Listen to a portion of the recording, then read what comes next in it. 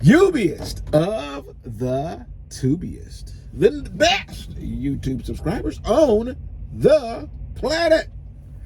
That's you. And I'm 50 plus, Mr. Ronnie Lotto here. How you doing? Ronnie Lotto played what? Was a football player? Football. Yeah, so he got a bunch of money, right? Not me, but him. Yeah. Don't come looking for me. I found it. I dig in his pockets every time he go to sleep. I ramble through his pant pocket and see if I can find some change. They ain't been lucky so far. He hide it well. So listen, you know, the last video we made, we was talking about how Melton's safety record is pretty good, you know, which is one of the reasons. By the way, in case you didn't watch the last video, I'm gonna post it in one of these little spots. It's either gonna be up here in this corner or up here in this corner. It always confuses me. I'll point over here, and then when it pop up, it's on the other side, right? So I'm down. It's gonna be up here, one of them. All right. So to check that one out, and you see what I'm talking about. So, when you was choosing to get back in the flatbed, you chose Melton, and you said one of the reasons is because of the safety record, right? That's right. Which, by the way, is the same reason that the shippers choose who haul their freight. Mm-hmm. Okay, so they can look at your company's rating and determine whether or not. Look at this guy, man. Yeah. I just don't understand why. So on the rush.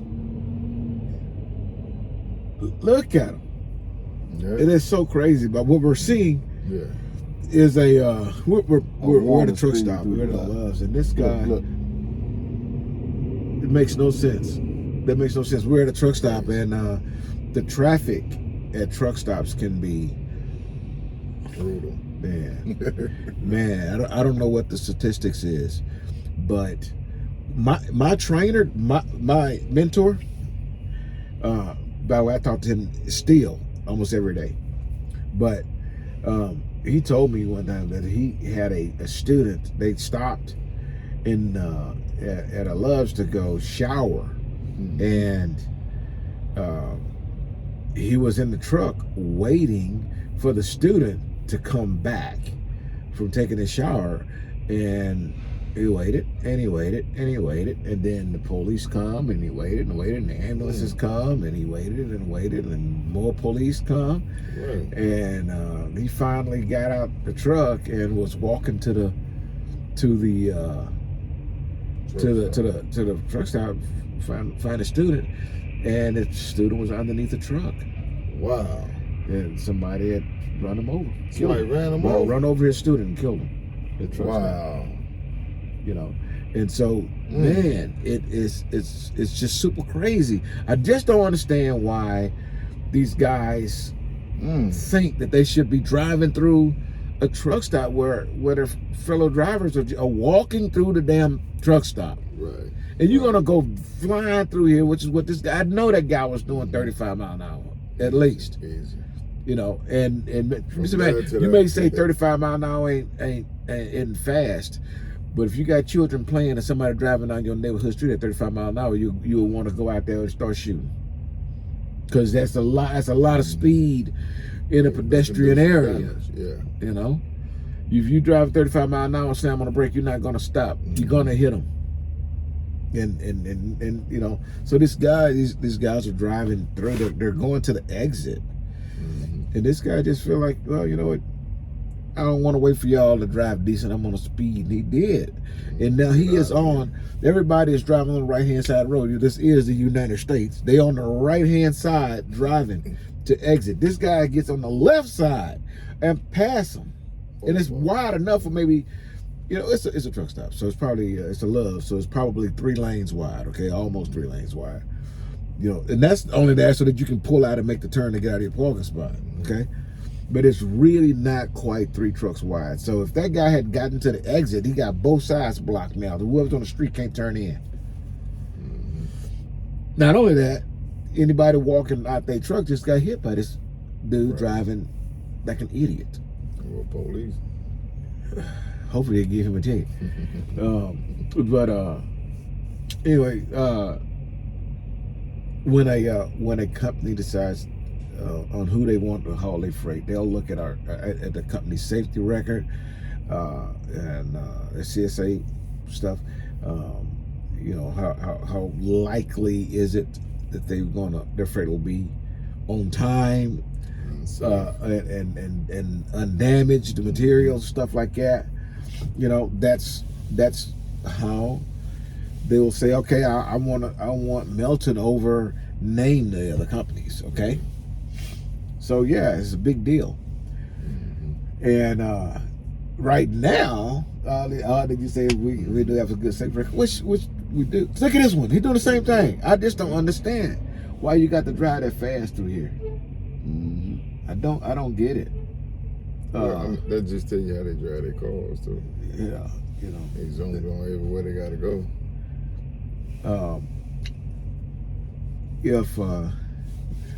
If we don't make a turn pretty quick, we're gonna be in a predicament as far as our CSA, believe it or not, because we aren't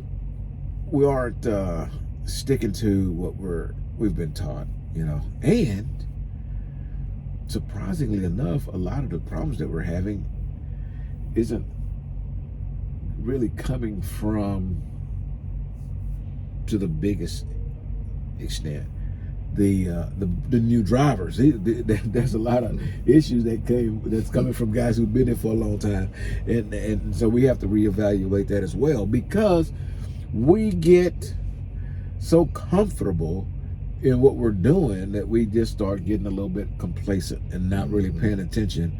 You know, we've gone to these. We probably ain't been but to maybe 2 places that I hadn't been before, right? Because they're all in it with my GPS already. We go to all of them, right? So, you know, you start learning the customers and learn how to get there, and you just go, and you just ride, man. Right. And you're really not focused. When you lose focus, oh man, I'm in the wrong lane, and you're in the left lane. You need to be in the right lane. Yeah. You got this squawking, loud, ridiculous thing called a Qualcomm over here. Volume turned down because it's loud and ridiculous. It lie, it talk crazy, and and at the time, you look over there at it and it says, "Please wait," and the screen's black. But it also will tell you when you should and shouldn't pull into a way station. And so your volume is down, the head is this way, and you know, you just driving, and next thing you look over and oh crap, there's the scale house. You look over at the Qualcomm and it's already gone what it told you to do.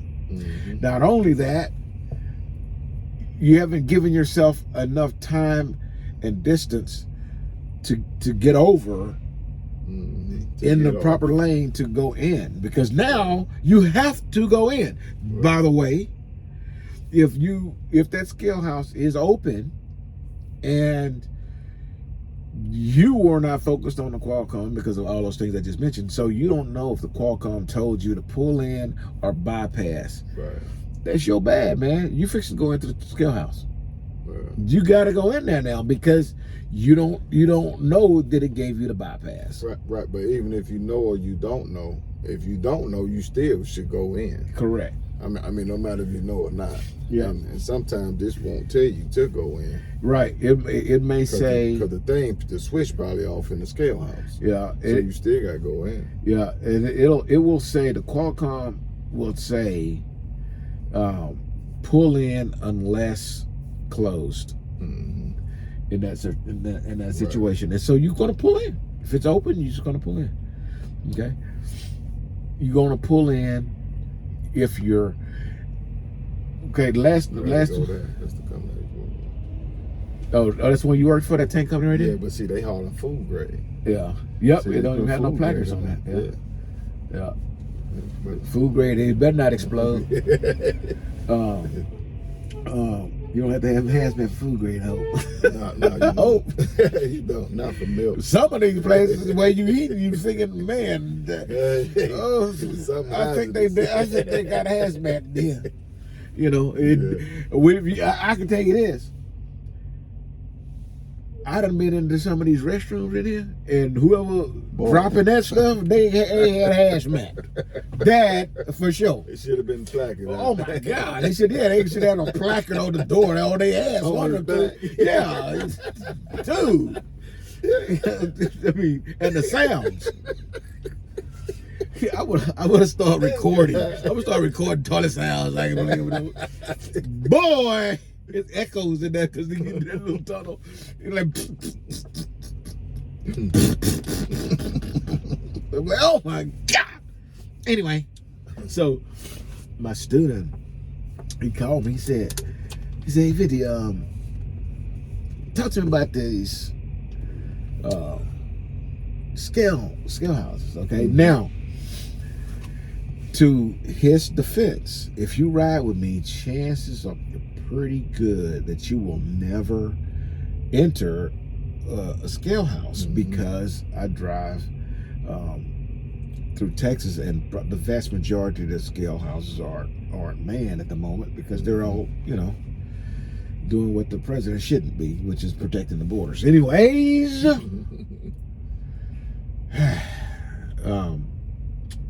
man, that just pissed me off. So anyways, if you ride with me, you probably won't get to go into an actual scale house. So all I can do is talk to you and tell you what you're supposed to do, but still it's talk, right? All right, so to his defense, he never experienced that with me. All he experienced was a jabberjaw. And y'all can tell I do a lot of that. So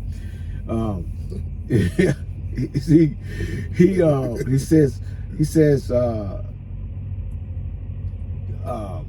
do I go into a scale house if I'm empty?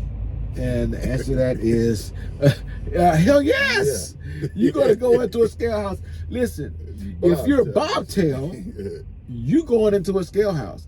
If you are driving a commercial motor vehicle and that sign tell you to go into the scale, you need to get scale.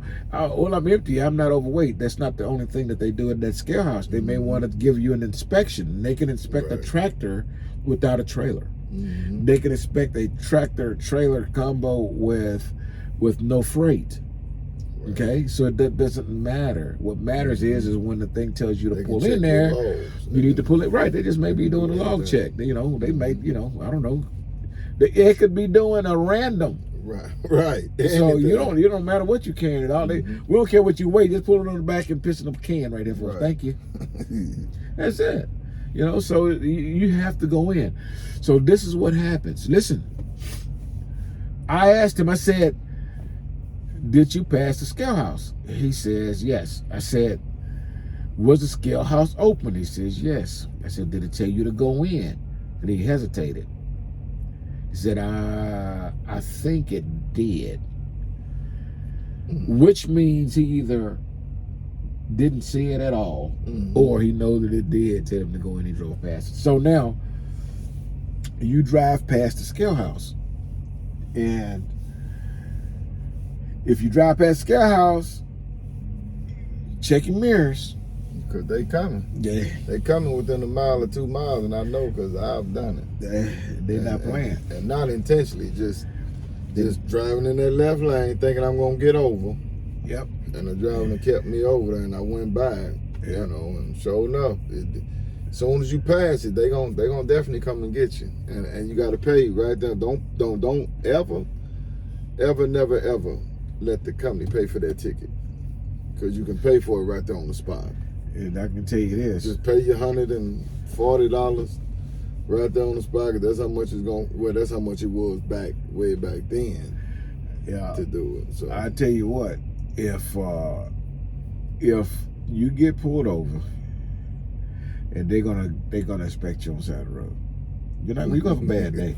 You're gonna have a bad day. You might as well comply and go in. Okay. Now, to his defense, he didn't know these things. You know, it's not.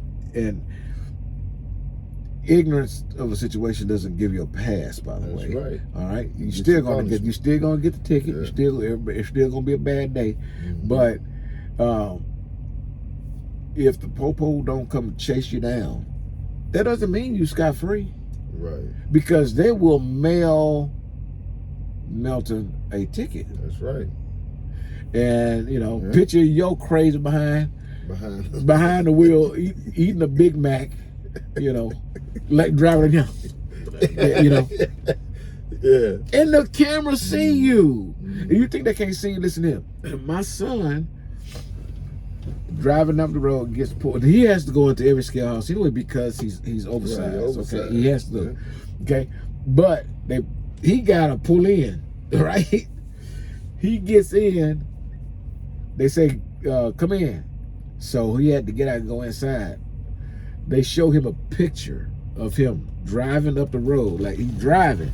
He got one of them earbuds in both ears, and they saw that. And they pull him in. You got this is like a handheld device when you got earbuds in both ears. Or if you have the over the ear deals, a headset, and it's on both ears. That's bad news, bro. They see you. They see inside of that. Okay. They got to. Hey, you know what? One time I drove over a scale, and the lady says,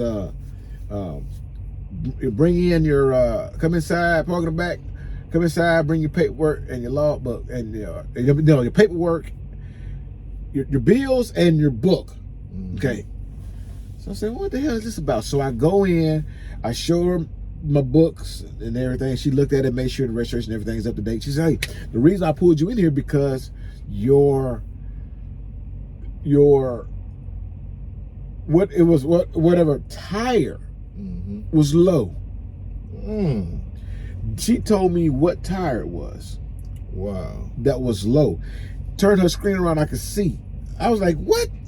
You can see that my tire is low?" And she says, "Yeah, look." And I looked at it, I was like, "Oh my goodness," it showed all of the tires, and that one was red. She said, "Do you have..." So no, it was low, huh? Yes. She said, "Do you have a method of airing your tire up?" And thank goodness I did, because my mentors taught me to get one of those hoses, and what you do is clamp it to your trailer line, the glad line, and it runs to the. It does take a while though. It doesn't air up like you might think, and then you just sit there and air your tire up. And I was there to air it up, and then she was out inspecting another one, and I said, "I'm good now." She said, "Okay, bye," and I left, no problem. But they can see everything, okay? So what's going to happen is you're going to pass that scale house, and Melton going to call you and tell you, first, while you driving down the road eating a Big Mac, covering that paved face while you driving the road, you should pull over, eat your lunch, and then going on, okay? That's number one. Number two, while you pass that scale house. Right. Number three, what pay period you on this money to come out? Because you're going to pay. You're going to pay. I mean, it's yours. You're going to pay. Pay for it. Yes, man. But here's the real problem. Outside the money, okay? The money is a problem. But that's not what really hurts. What really hurts is, because that's your money. They're going to take it out of your check. They don't take it out of mine. They don't take it out of his. Okay? But what does happen is you just contributed to the CSA situation, okay? That's right. And so when you say the Melton safety record is up here, yeah, well, every time you do something stupid like that, it comes down a little bit, then it comes down a little bit, then it comes down a little bit, and eventually all of us collectively now has to suffer because you want to eat a nasty ass shit burger in the wrong lane, driving the wrong speed, not paying attention. Bottom line. Don't tell me, well, you know what, man, I was trying to get over, there was a truck next to me. That's bullshit, because you had plenty of time to get over. You just wasn't paying attention, and you waited to the last minute. And now, because this guy's slowing down to go into the scale house like he's supposed to, you're gonna blame him because you wasn't taking care of your business. That's just the bottom line, bro. You knew it because the Qualcomm tells you 2 miles back there's gonna be a scale house in 2 miles. And if you got a Garmin on Ram it now, they tell you long before that even. You can set it. So I don't before. even. We have no excuse for these things. Okay, I'm gonna tell you what I can almost understand. Sometimes these scale houses are not on the side of the interstate, which means it'll say scale house approaching, then it'll tell you to pull in, and you going, where the hell is the scale house? Because the 90% of them is right off the interstate. You just pull off, go in, and get pulled right back on. But there are some where you have to turn off and then drive a block or two up the road. Yep. And so if you don't see, out west. Yeah, you will see that and say, you know what? That might have been one of those pop-up ones. You know where they'll just they're there sometimes they're not, or something like that. You know, I can understand a little bit of confusion right there. I can understand that part. Okay, I can't give you a total pass because there's signage that tells you what to do and where to go and how to get to the scale house, man. Come on, bro.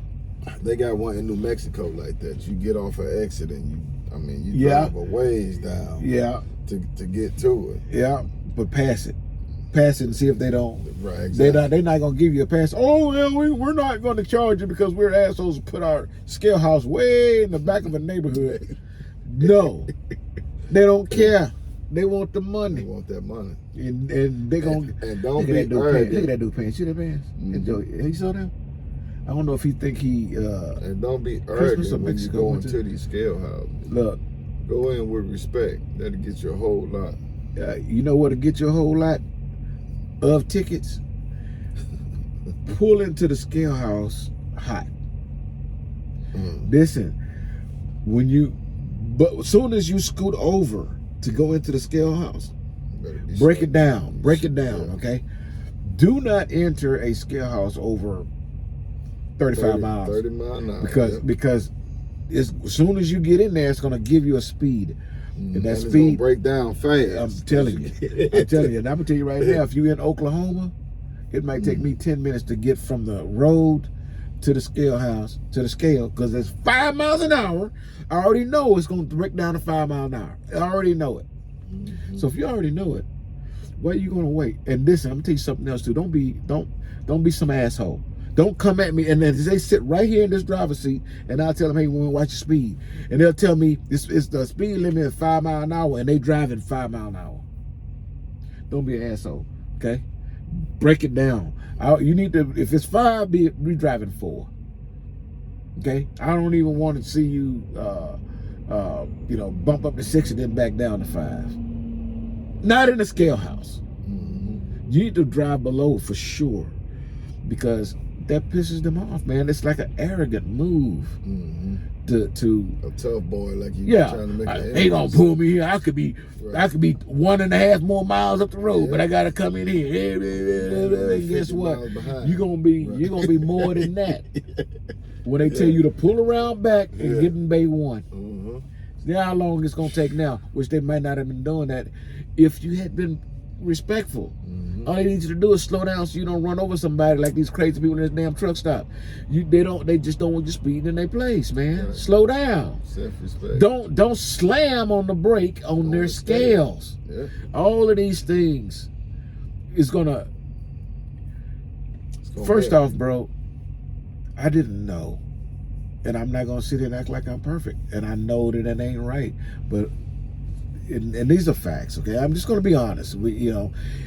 I have never, as long as I've been out here, seen a guy get up, start his pre-trip, and an hour later done with his pre-trip, because he gonna check brake calipers and brake thickness, get his air gauge out, and checking all the tire pressure, and checking all the wells and the rub rails, and come on, man, opening the hood and checking, make sure this is my slack arm, this is my compressor, and all that bullshit. Come on, man, let's just be honest. Nobody's doing that, and I didn't know that I had a low tire. Okay, so when I went to Scouts, I told you about that, right? So when you come in and you walk in, hey, how you doing? And the lady said to me, everything's good. and you know you got a little tire, so make sure you air that tire. Do you have a method of doing it? A very nice, because I was nice and cordial. But if I would have walked in there, what, why? I everything about me is legal. What did I do now? Yes. Oh no, sir. We don't mean to. We don't mean to. You know. Yeah. Be a distraction for your day. They you know. Don't get you. Yeah. Well, we just. How long have you had an inspection? Mm-hmm. Yeah, we pull over there. You got about 3 hours. Pull over there. Mm-hmm. We got you. We're gonna make sure you get a good inspection. They'll do it to you. They're gonna use the whole roll of ticket paper because you was an ass. And all you had to do was just go in there and say, hey, you know, good morning. Mm-hmm. That's it. How can I help? What I got to take care of for you? You know, and they're gonna be nice back to you. Yeah. But when you screw up because you having you done woke up and stepped on your ball sack or something. I don't know what happened to you that made you so nasty, so arrogant, so that when you get ready to go talk to these people, you not only screw yourself, you screw the company, and you screw all of your brothers that drives a truck look like yours. That's right. Because your attitude is bad. And let's face it, it's not the company, it's the attitude. That's what it is. It's drivers. It's the attitude. It's the one reason why I changed my thought process on buying trucks and starting a little fleet of trucks. It's not the trucks. Well, it is trucks, man. You can get a brand new one, and then somebody's don't even need to leave the parking lot. It's crazy, man. It's crazy. We would not accept that in a car industry. You would not go buy a new Ford or Chevy or whatever. You would not go buy a brand new car and then be semi-satisfied with the fact that you can't even drive it off the parking lot. Right. And that's what happened with these trucks. It's crazy. But anyways, it's not the trucks, man. It's the drivers, man. That's what made me say I don't have the patience for it. I don't. How can you work for safety? If Melton told me, hey, we need you to come get out the truck and come work in safety. No, man. They had me on video all the time. Scott, park that truck. I'm sending somebody to get it. Because I don't, dude, we do some crazy stuff, man. Hell. You know? Oh, yeah. You know, damn, I don't ramble for 27 minutes. I told you I do it every time, right? People have to watch my videos like 2 parts and shit. Anyway, I don't care. Hey, quit passing scale houses, okay? Please. Yeah. Deliver undistracted. Here's your poop. Yeah. Poop.